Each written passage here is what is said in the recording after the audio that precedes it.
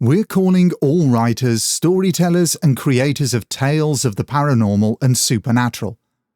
Do you have a spine-tingling story that's too chilling to keep to yourself? If the answer is yes, then wherever you are in the world, the Haunted UK Fiction Podcast wants to hear from you. Whether you're a published author, an aspiring writer, or someone with a natural gift for storytelling, this is your chance to share your work with a global audience of listeners who crave the eerie, the unexplained, the otherworldly. We're looking for original fictional short stories or novellas with strong paranormal or supernatural themes. Your stories can be suspenseful, mysterious, atmospheric, terrifying, thought-provoking, even darkly magical. If your story is selected, we'll professionally narrate, record, mix, and master it into an audiobook-style format, then feature it on the show.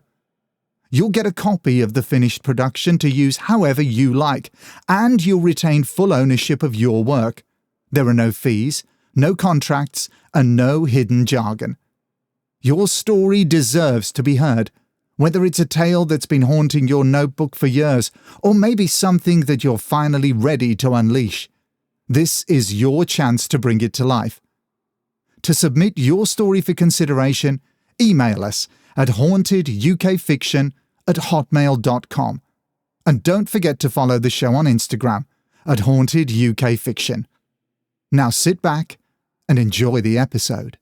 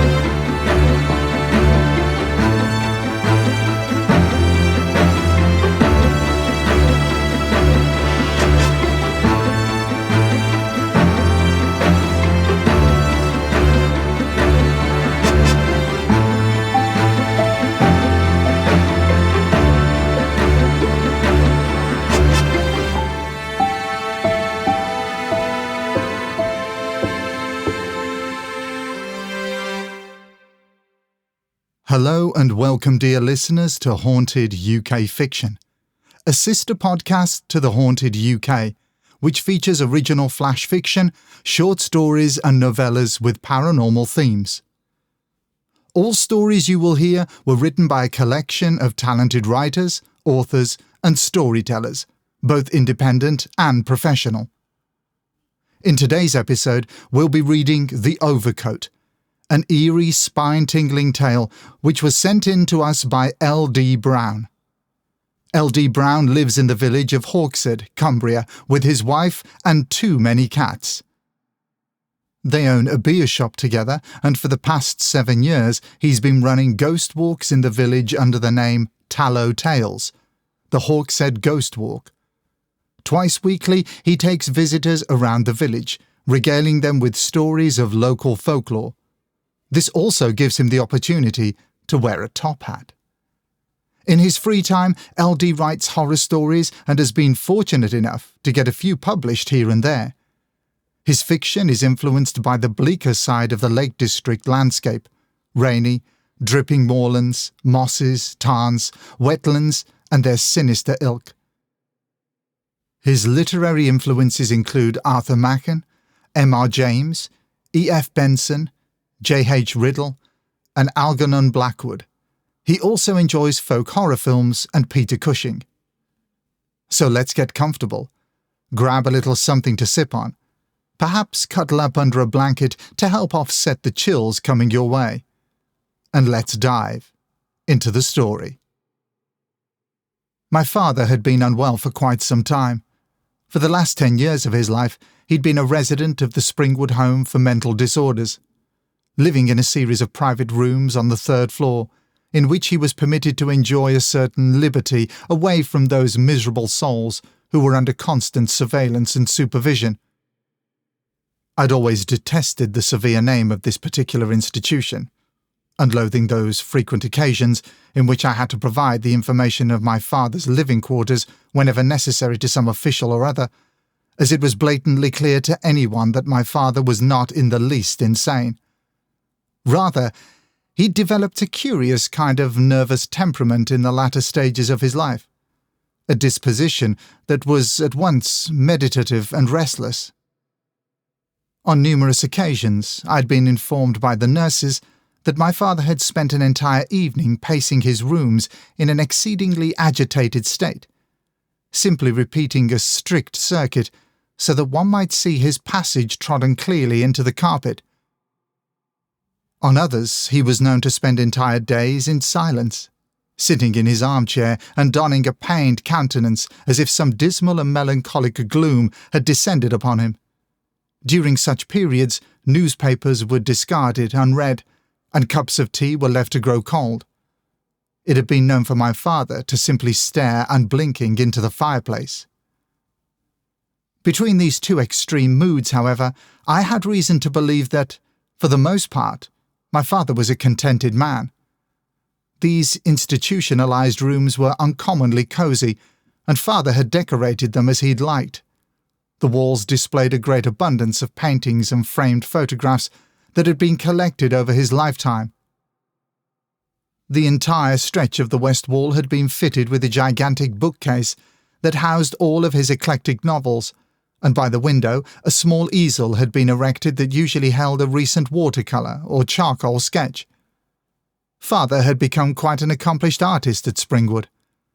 My father could leave his rooms whenever he wished. He was at liberty to explore the rambling grounds of the house and, on occasion, the surrounding countryside. With permission from the General, he was even able to slope off to the next village and pay a visit to the local public house. It was, therefore, something of a mystery as to why father was there at all. Our family had been informed frequently, in our quarterly meetings with the aforementioned General, whilst we sat in his dark and sinister oak study, that my father would be unable to integrate successfully into society. The diagnosis was a perplexing one. My father had always been, until his admittance to this institution, of course, a confident and functioning member of society. Not to mention his being a figure of some importance. He was a successful businessman, a skilled tradesman, and a great contributor to the community. Even a benefactor in his own small way. For many years my father conducted his business in the very heart of the city, amidst the extreme hustle and bustle of a surging metropolis. He was a tailor, the finest in the country and very possibly beyond. Indeed, the name Treneth & Co. held international acclaim. His business had employed many, yet he was not at all satisfied unless his employees had been trained fully under his expert eye. He had ensured, over his long, successful career, that all those under his command begin their illustrious career at Treneth & Co. as young apprentices. It was integral that these passionate youths possessed great patience and scrutiny. Thus began an arduous traineeship, which commenced with several weeks of merely watching my father at work. After several long months, these individuals were using needle and thread on scraps of cloth. Subsequently, after a certain laborious period, they completed minor alterations, the odd button replaced and the like. Finally, at the end of their long and demanding vocational training, they were creating beautiful articles of clothing that were indistinguishable from my father's creations. This was part of his genius, if I may use such a word. My father believed that a skilled worker, whatever his trade, should be prepared to share the entirety of his mastery. The odd, idiosyncratic flourishes, the hidden knowledge that only experience would reveal, so that honest, quality work should continue when his own fingers had lost their nimbleness, when his eyesight had lost its sharpness, and eventually, after he passed from this plane of existence. In later life, my father rarely touched the tools of his trade, as it was his honest disciples who completed the majority of the work. He was left to take orders, speak to his customers, and to take studious care of his accounts. My father was no despot, but those under him were paid handsomely, I believe, and a position under his care was highly coveted. That was all a long time ago now. My father had sent a message that he was in urgent need of speaking to me. On Wednesday afternoon I was traversing the long, winding driveway leading to Springwood. The rain was tremendous. I'd not seen before anything like it. It dripped from every leaf and branch. It carved deep trenches of mud at the verges of the path and formed great frothing streams of no inconsequential size. With astonishment, I spotted several unattended lunatics running wild through the topiary garden. Their sinister white forms would emerge from various hiding places, arms raised high towards the heavens, screaming all sorts of frightening nonsense about an elusive something coming true. I didn't fear for my own safety, only possessed a desire to be clear of the rain, for even though I carried an umbrella, the damp seemed to seep into every pore. At long last, I entered the cavernous hallway of the institution, drops of rain spilling from my clothes and splashing audibly to an extent that was really quite embarrassing, onto the tiled floor. It was with a sense of great gratitude that after reaching the third floor, my father was able to entertain my visit with a welcome fire and copious amounts of tea.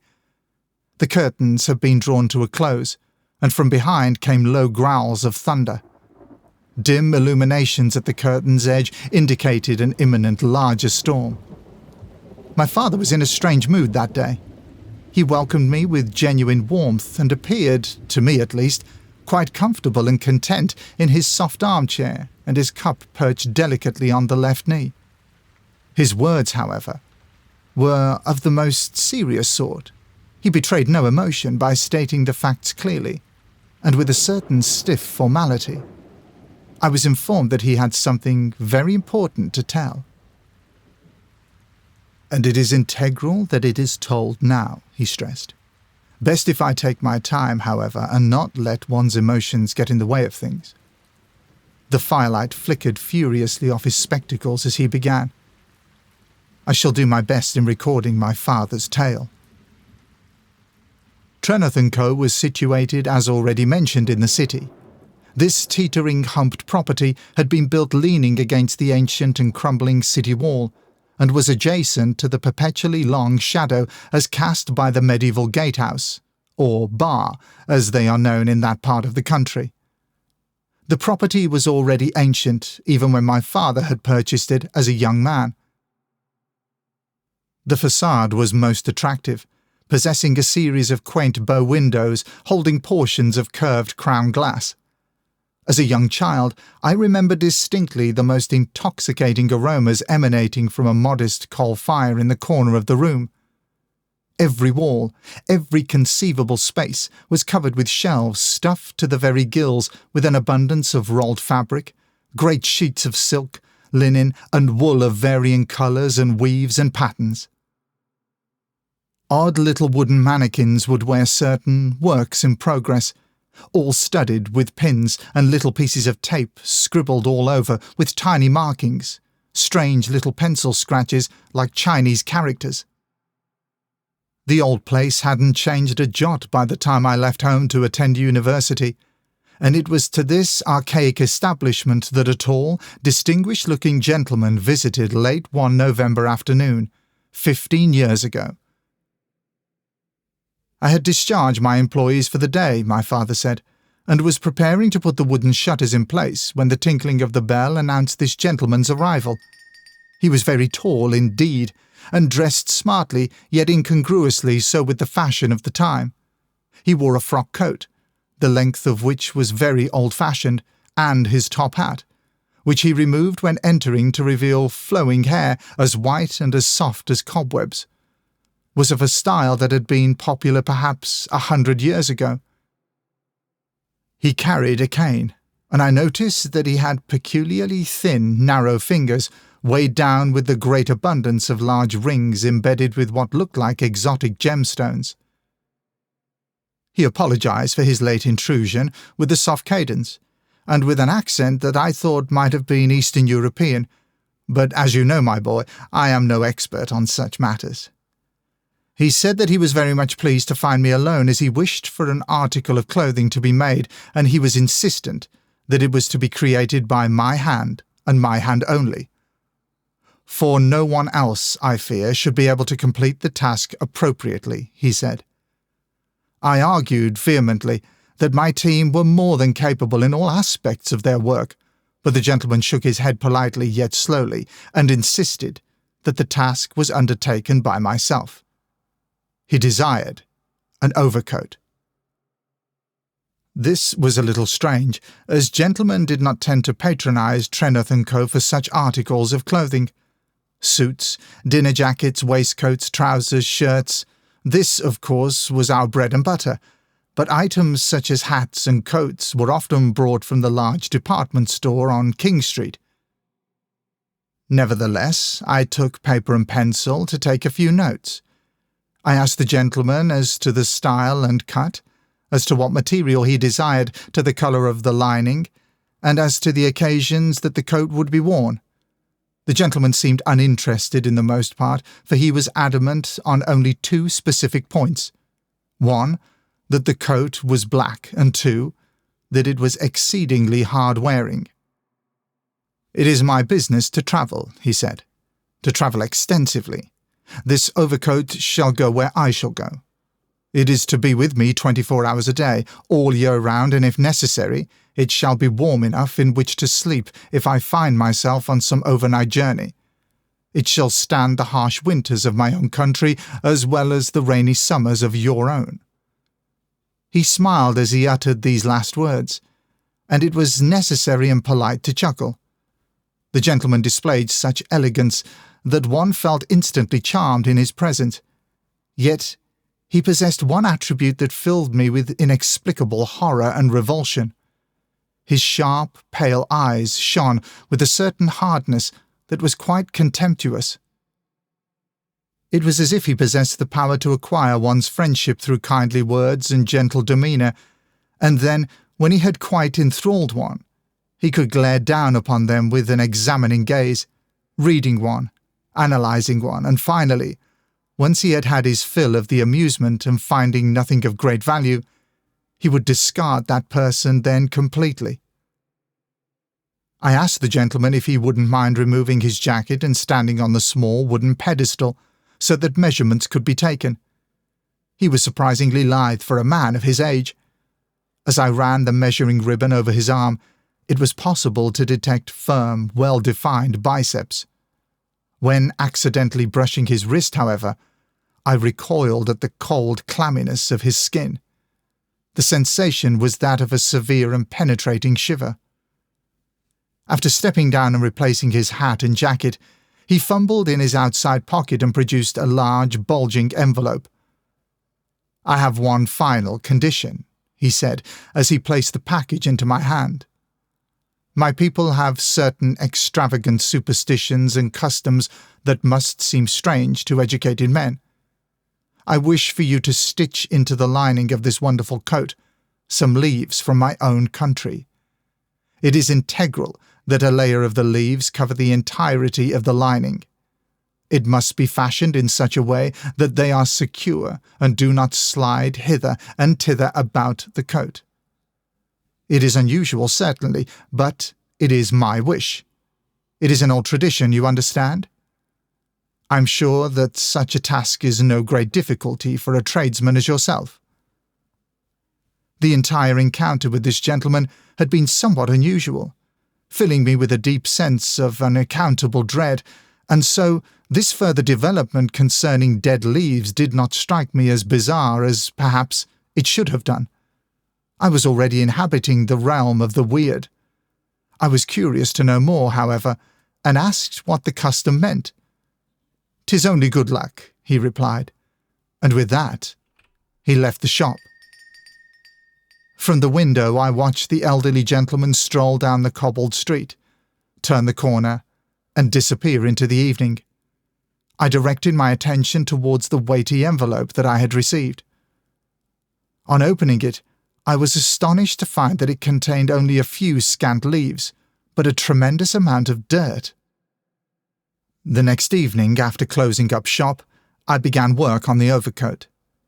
As this particular creation had to be completed solely by myself, I was persuaded to work after usual business hours, as other duties had to be taken care of during the day. I conducted my efforts at the front bench by the great window overlooking the street. I think you remember the one. It was illuminated by a low-hanging overhead lamp, and, in addition to this, the street lamp cast a wedge-shaped portion of light into the room. I stoked the fire, sat down with a cup of tea, and took up my tailor's chalk, quite prepared for a long evening of serious labour. Almost immediately, a flittering shadow seemed to darken the room momentarily. I glanced outside but could not see the origin for this disturbance at first until a terrible screech forced my gaze upwards. Not a great distance from the shop, sitting atop the lamppost, was a gigantic owl.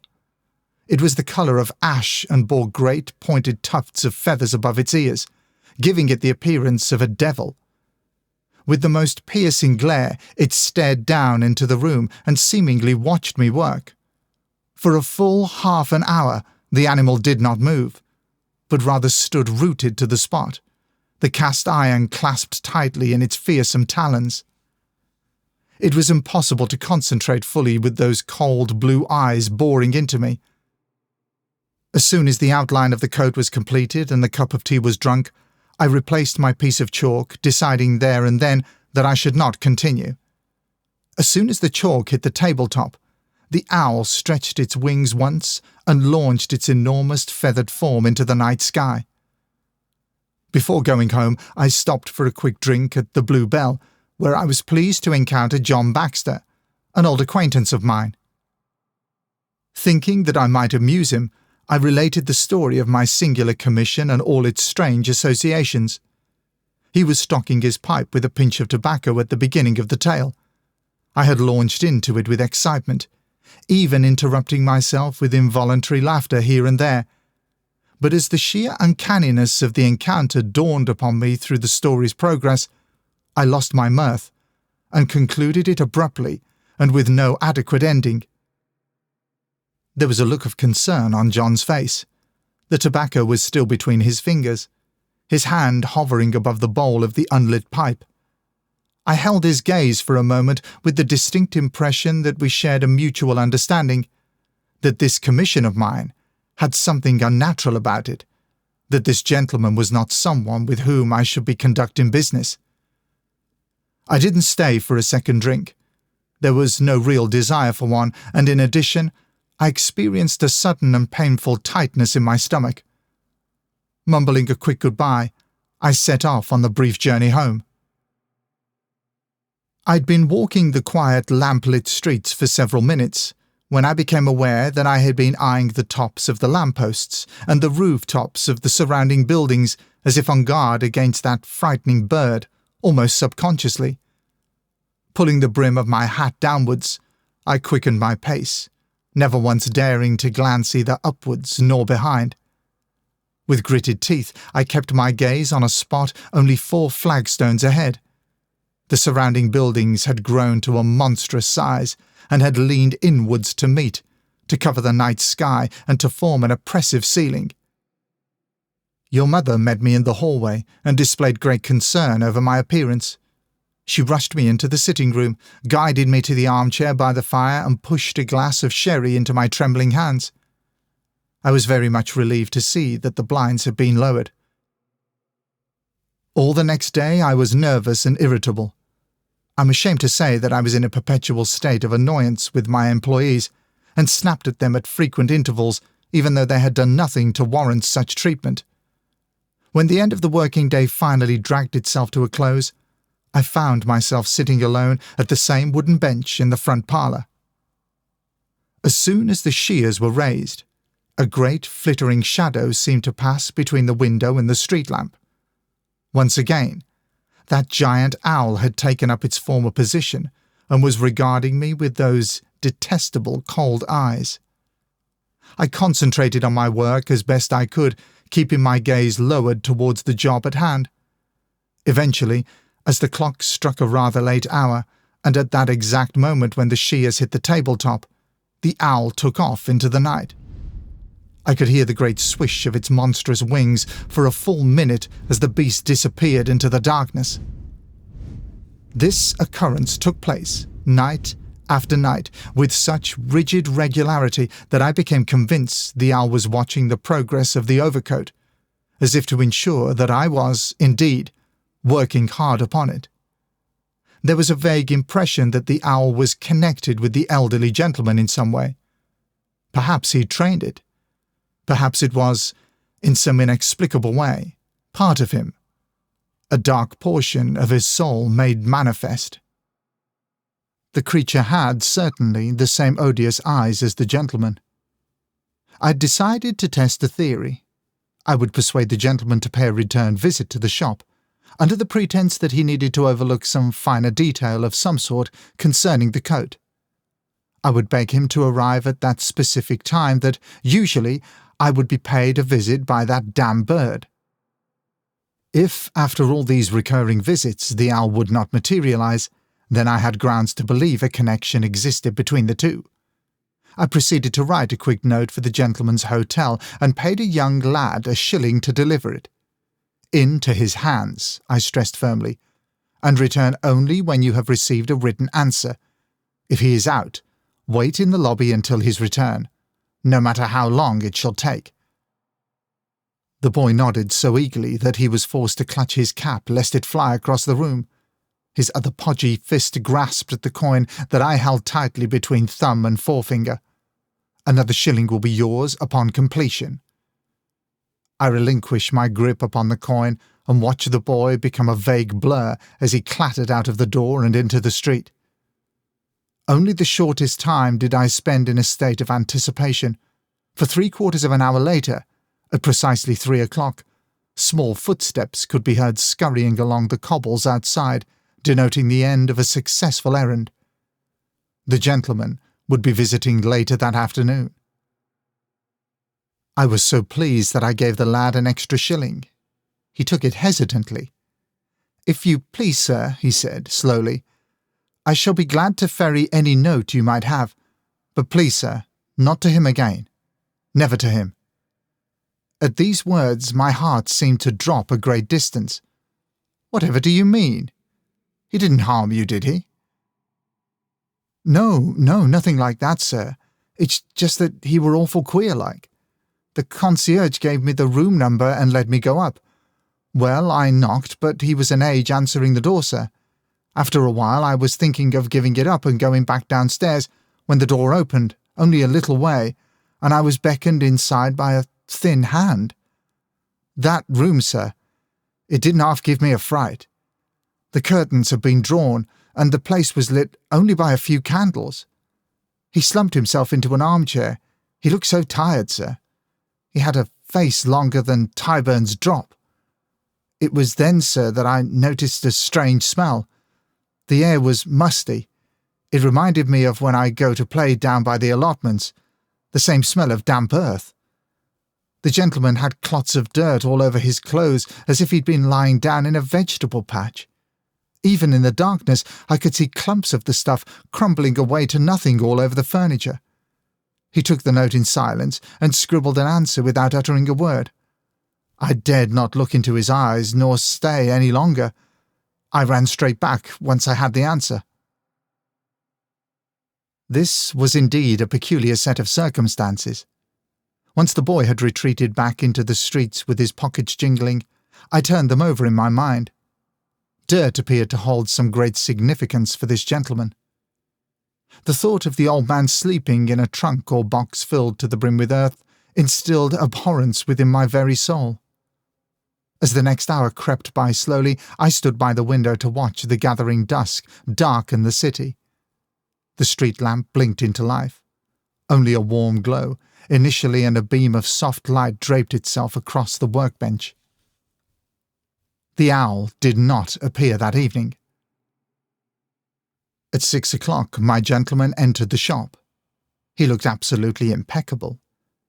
Once again he wore that silk top hat perched upon his bountiful hair, and his shirt collar shone dazzlingly white in the gloom. I apologized for having sent for the gentleman, thanked him for his prompt arrival, and voiced my concern that he shouldn't regard his visit as in any way vain. "For it is only a trifling matter," I said. I led him to a corner of the room where several rolls of fine silk stood atop the table. "I thought that I had better show you some new stock that arrived only this morning. You see, sir, I'm just about to begin on the lining of your coat, and I wished for you to look upon these in case, perhaps, any of them took your fancy." To my great relief, the gentleman seemed quite happy to look upon the silks. He even appeared to be quite enamoured with a particular red specimen that had delicate spider-like shapes spun ingeniously into the fabric. As he lowered his face closer to the silks in order to gaze fully upon them, I sidled up to him noiselessly. As he was engaged, I brought my attention to the full-length mirror in the opposite corner of the room that had been positioned purposely at a particular angle. Within the glass, I could see myself, quite clearly, standing beside the table of silks. Alone. Very much alone. No, that wasn't quite true. Yes, I stood there, and yes, there lay the silks, but beside me was a darkness.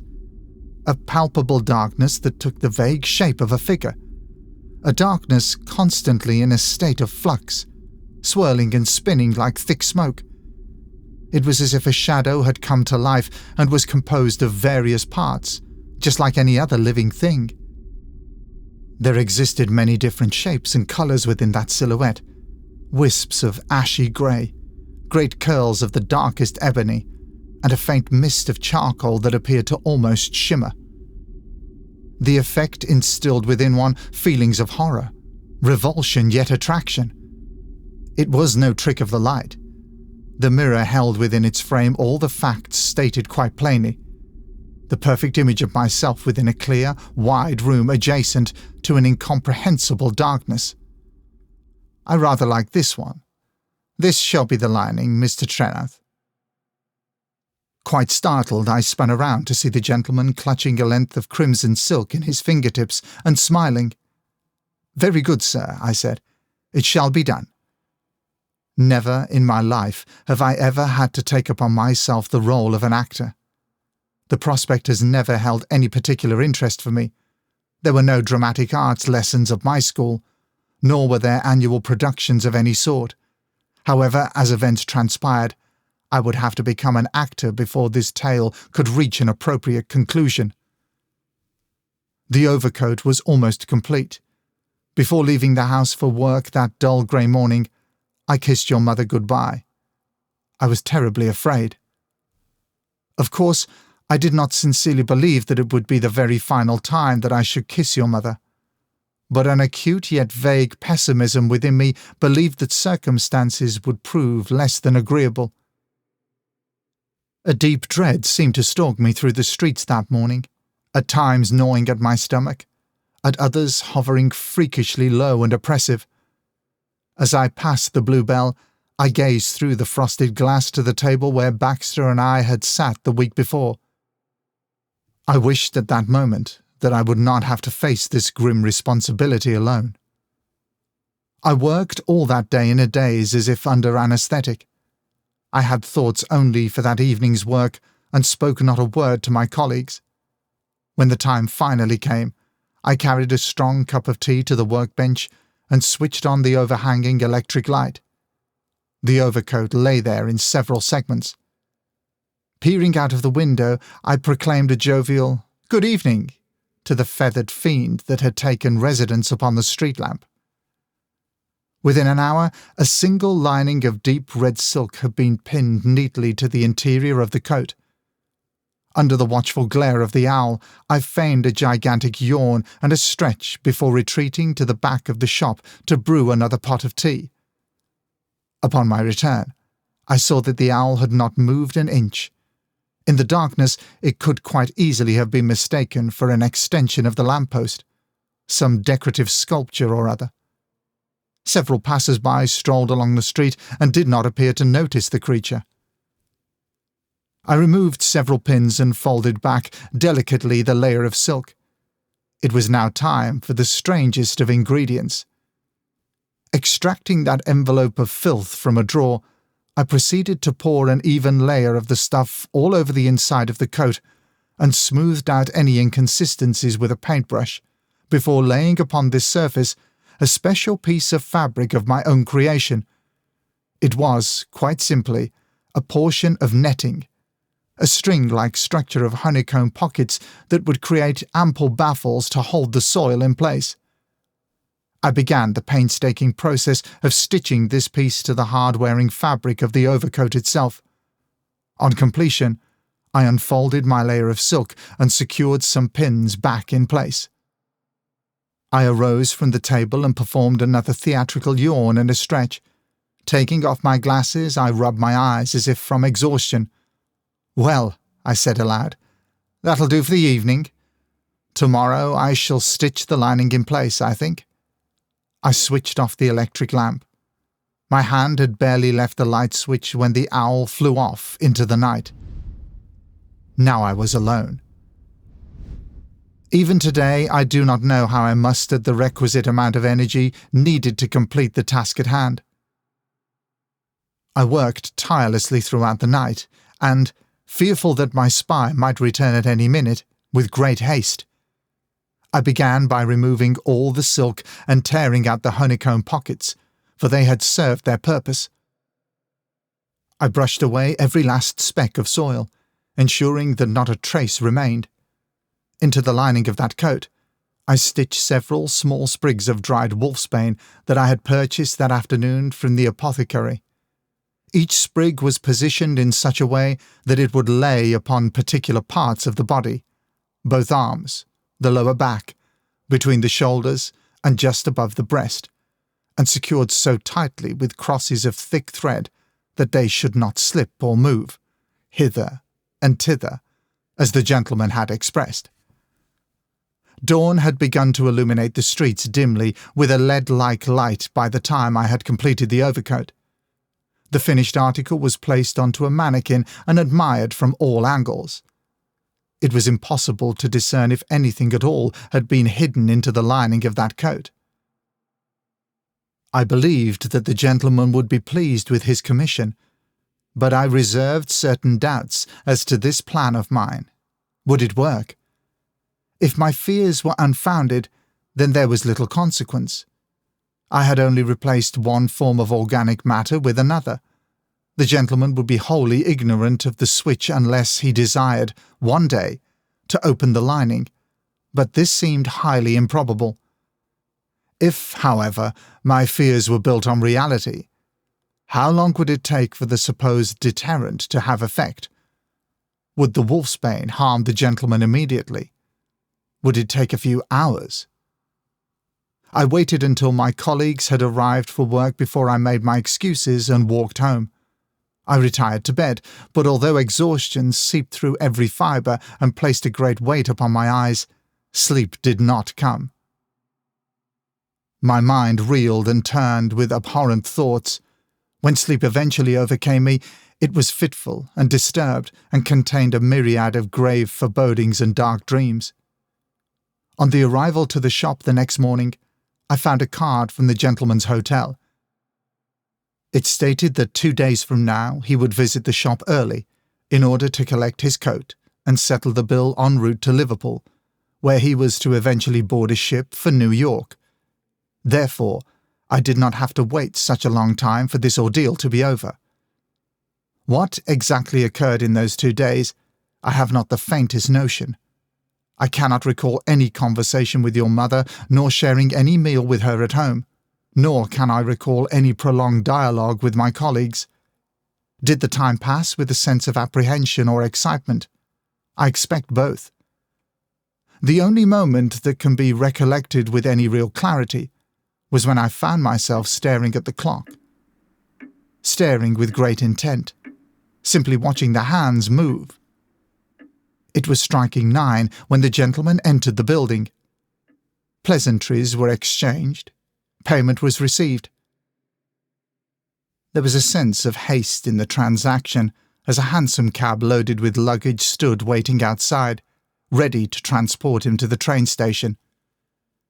I aided the gentleman into his coat, and for a brief moment he stood in the centre of the room, beaming and stroking the material. It was a fine piece of clothing, one of my best. "Wonderful," he said. "Very comfortable." All of a sudden, a change came over him.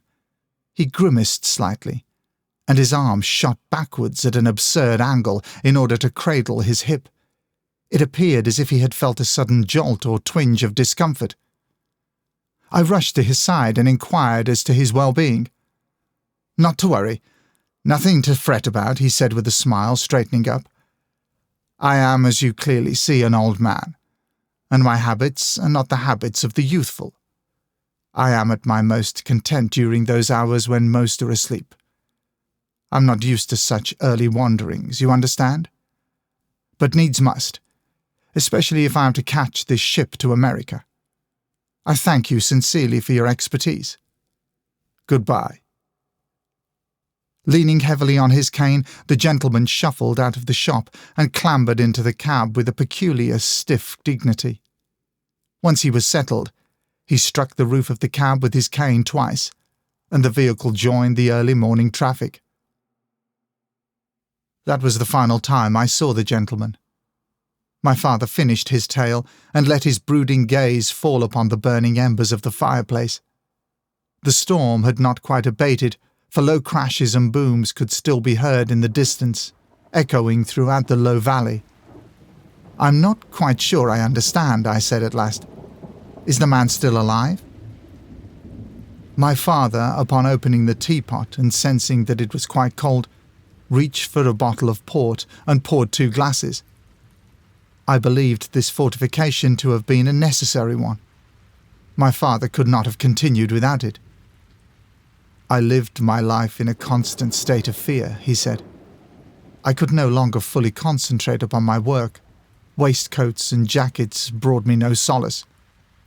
Eventually, I gave my employees ever greater and more numerous responsibilities until it mattered little if I was ever present at the shop at all. It would have taken 21 days for that ship to reach New York, and any on-board deaths wouldn't be telegraphed until it had reached the harbour. After a month and a half, I travelled to Liverpool to the shipping office to inquire about any misfortune that might have befallen the gentleman's ship. There was none. There were now before me 2 possibilities. Either the gentleman was, indeed, human, and all that hard work with the wolfsbane proved unnecessary, or the gentleman had suspected my plan and had discarded that coat at his earliest convenience. If this was the case, he must have taken aboard a truck or crate of that detestable filth in which to sleep and rejuvenate. I recalled the memory of that hansom cab and remembered spotting a large bundle of luggage, but whether a trunk or crate was included, I could not be certain. During this time, I decided to get my hands on some American newspapers. There was no reason to believe that some gruesome tragedy would soon transpire, and my mind could not find peace until I had tested my intuition and gathered all the necessary facts. I had arranged a delivery of various New York publications from around the date the ship docked to the present one. Again, I should have to wait a month for these articles. That period was spent in a state of great trepidation. Once they arrived, however, I immediately pored over them, searching for a particular event that I had anticipated. Finally, in the 10th newspaper, I encountered a story concerning a brutal murder at a Brooklyn tailor's. It had caused quite a stir within the community, not simply because of the extreme and frightening violence of the event, but due to its strangeness. I kept it. My father placed into my hand an extract of faded yellow paper, torn roughly from an issue of the New York Times. At approximately 8 o'clock on the morning of Wednesday, the 3rd of January, 3 employees of Overcoat's Tailors, Brooklyn, made a gruesome discovery when they found the proprietor of the business, Mr. Franco Overcoat, 55, dead in a back stockroom. After a preliminary investigation, it was pronounced that Mr. Overcoat had been murdered late the evening before, He had been garroted with a length of measuring tape, and several steel pins had been forced into his eyes. It was not known how the murderer left the property, as the door to the shop had been found locked, and further investigation proved that no keys were missing. Furthermore, all employees of Overcoat's tailors had been questioned fully and have provided strong alibis. Another intriguing detail to this mystery has been the discovery of an overcoat in a state of near completion, the lining of which has been found to contain several wooden crosses. Evidently, the gentleman was still attempting to have his overcoat made. I became obsessed. Over several years, I continued to acquire American newspapers. Through the medium of print, I was able to follow the gentleman's movements along the coast. I was able to trace a clear, uninterrupted path of murder. Here and there, strange stories cropped up, with gaps of several months, and sometimes several years between them. These tales always concerned the demise of an unfortunate tailor, with a strange article of clothing discarded about their person. Mr. Adams of Providence, Rhode Island, decapitated, silver-lined waistcoat. Mr. Sears of Boston, Massachusetts, stabbed with his own tailoring shears, a coat of dried garlic leaves. Mr. Pritchard of Salem, Massachusetts, strangled, a coat of hawthorn. Mr. Brown of Northampton, New Hampshire, hanged by his own belt, a jacket of Latin phrases woven ingeniously into the fabric. The carnage was horrible to behold, and yet I couldn't help but think how imaginative our American cousins were in their efforts to defeat this terrible foe. The gentleman continued to travel, forever north, by small degrees. He appeared to take delight in the terror he subjected through the northeast. If I plotted his movements correctly, then it would appear that the gentleman ensured that his journey took in long residences in major cities and visits to sites of historical and cultural interest. The callousness of this man! Eventually the gentleman entered Canada, and it was here that I lost him. It was soon after this development that I was brought here, to Springwood. I was informed that my nerves had degenerated to quite an incredible extent. Emotional exhaustion was another meaningless phrase bandied about at the time. I cannot accurately recall the past few years leading towards my incarceration. I remember only newspapers, piles and piles of them, slowly building from the corners of every room. I remember little else. I dare say I treated your mother quite badly at that time. I only hope she can forgive me. When my father finished speaking, I did not fill the silence, but instead left it unhindered so that we might bathe in its meditative qualities. It was integral that the following words should be meticulously chosen. I had to explain that my father's fears were unfounded, but I did not wish to cast unnecessary doubts upon his exhaustive narrative or agitate an already excited mind. 10 years have passed, father, I began slowly. From what you tell me, it sounds as if the gentleman is residing in Canada. Certainly after all this time, it's distinctly possible that he had gotten his elusive coat made after all. My father held my gaze. His eyes were monstrously cold and hard behind his spectacles. I do not believe him to be satisfied. No tailor has survived this story.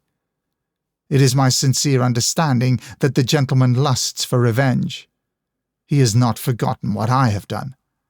Time is of no consequence for such a man. Rising from my seat, I began a slow preambulation of the room. Why was it he had chosen today to relate these weird circumstances? What had occurred recently for him to desire to speak with me so urgently? Only a dream, he replied. The night before, my father had woken from a nightmare that was so deeply unsettling and so extraordinarily vivid that he believed it to be an omen of sorts. Of course, I have had such nightmares before, he said, but never so lucid, and never before experienced with such clarity. Every detail of the dream appeared tangible before my eyes, almost as if I could have stretched out my hand and plucked the very images from the ether. The owl had returned to my father through his dreams. I had found myself standing upon a wide expanse of lawn, which had been transformed into a sea of silver through the light of a brilliantly shining full moon. Even though it was not a piece of garden that I recognized, I knew by some abstract logic that I was still on the grounds of the Springwood estate. Before me was an ancient yew tree upon which the owl perched. After all these years, its dreadful eyes had lost none of their lustre. It stared at me, evilly. There existed a peculiar silence, a thick and heavy silence that pressed upon my ears with a light pressure. At long last, the owl lifted and stretched its great ashy wings to completely obscure the light of the moon. A cold shadow fell upon the land. The underside of the wings were unfeathered and formless. It seemed as if the limbs were fashioned from portions of empty space. Darkness of a sort I had only witnessed once before clung here. They were windows into some incomprehensible place. The owl screeched, and hundreds of rats proceeded to pour out of this darkness. They fought and tumbled over each other as they fell from the owl and onto the carpet of grass with sickening thuds. They scurried in little bounds, forming a bobbing stream of grey fur. I was incapable of moving. The rats crawled up my legs, over my chest, and onto my shoulders. I was eaten alive. They fell back onto the ground with gobbets of flesh between their teeth. They licked their whiskers and returned for more sustenance. I cannot describe the pain I experienced.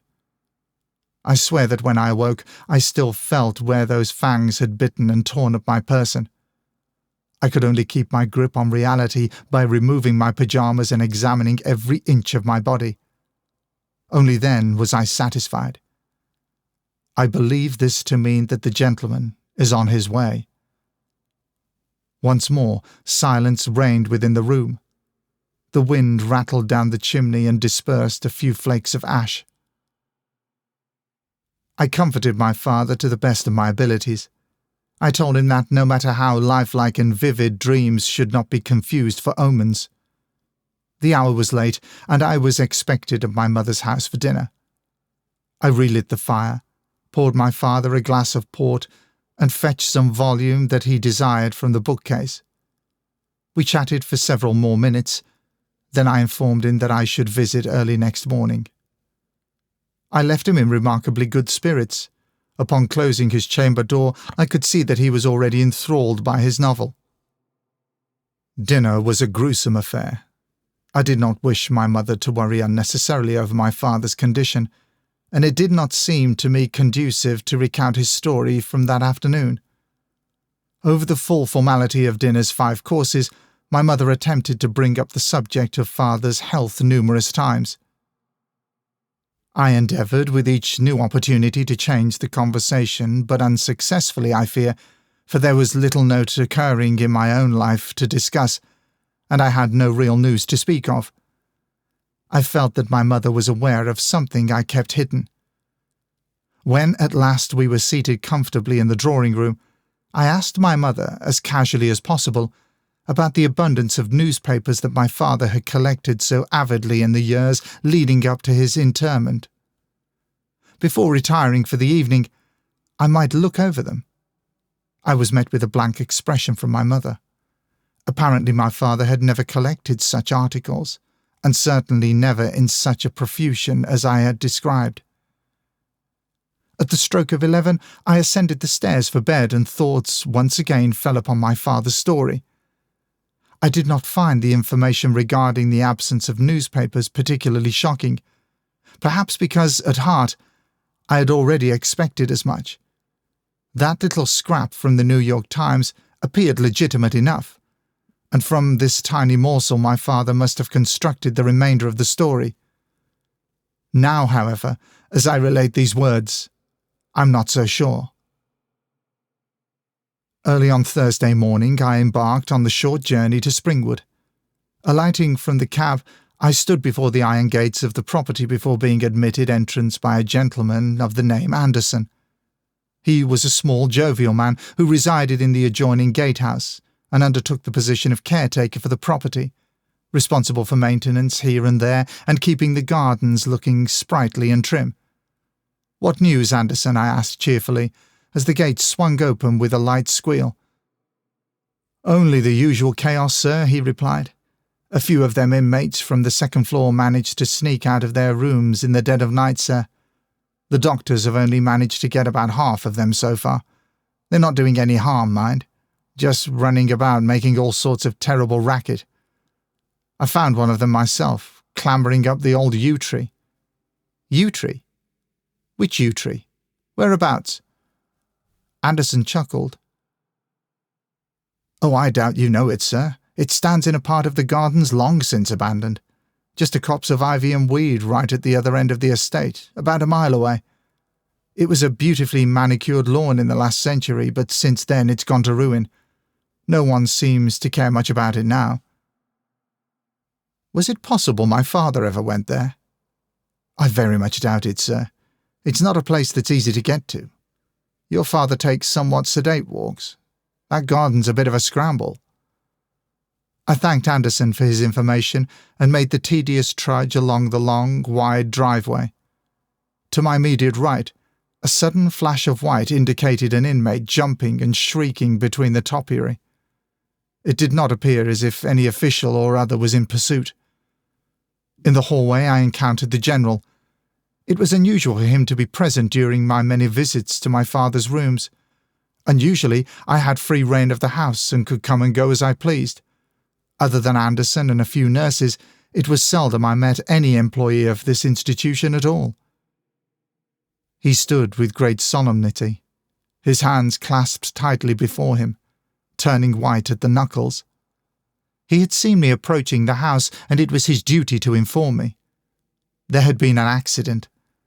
The discovery had just been made. My father. I forgot precisely which words were used. Something cardiac. No noise in the night, apparently. He mentioned the door. Something about the door. I was stunned. I could not utter a word. I felt heavily intoxicated, that singular phase of intoxication far removed from euphoria and excitement, far beyond even despair, only a curious numbing sensation and a detachment from my surroundings. I felt as if I was merely viewing a stage performance from a place of great warmth, comfort and, although I'm ashamed to say it, safety. We made a grim procession as we ascended the stairs to the third floor. Behind me were all sorts of whisperings and hushed exclamations. My father's chamber door was soon upon us. I wished to enter alone. I pushed open the door very gently. The fireplace had long been cold, and there was a distinct chill in the air that made one shiver. My father's armchair had been dragged into the centre of the room. It was positioned squarely before the window, with its back turned towards me. My father's body was slumped within. Cautiously I crept round to the front of the chair, keeping, out of fear I expect, a wide berth. I had never before experienced death at such close quarters. My father's face was appalling to gaze upon. His mouth was agape. A desiccated and grey tongue hung limply from the left corner. His arms were raised before him, as if in defence. His hands were rigid and talon-like, frozen from sheer terror. The eyes were wide, but I could not identify their colours, as they had rolled back into the skull, revealing only their hideous whites. Indeed, this was a man who had died from some unimaginable fright. In his last hours he had evidently been watching something that lay beyond the window. I looked at the familiar view and noticed, for possibly the first time, that the ash tree outside stretched out a singular branch that hung perilously low and close to the glass. Perhaps it was on this branch that a certain grey owl with blue eyes had landed the evening before. Before leaving that room for the final time, I looked again at my father's corpse. His skin had a translucent quality. It was as if he had been drained of every single drop of blood. He still wore a tie, although loosely, as his top button was undone. I felt an acute impulse to pull down his collar ever so slightly to examine his neck. It would have been a simple procedure, and it would satisfy any morbid curiosity I held concerning my father's story, but I couldn't do it. I simply couldn't. That brings us to the end of this episode. We truly hope you have enjoyed this unsettling atmospheric tale that is reminiscent of times gone by. If you would like to hear more from L.D. Brown, you can find his contact information, current and upcoming work, both as an author and as a ghostly tour guide, and follow him on social media with the links available in the show notes. If you have an original story that would send a chill down our spines, and you would like to submit it for review, simply send it to hauntedukfiction@hotmail.com. That's hauntedukfiction@hotmail.com. Until next time, stay safe and take care.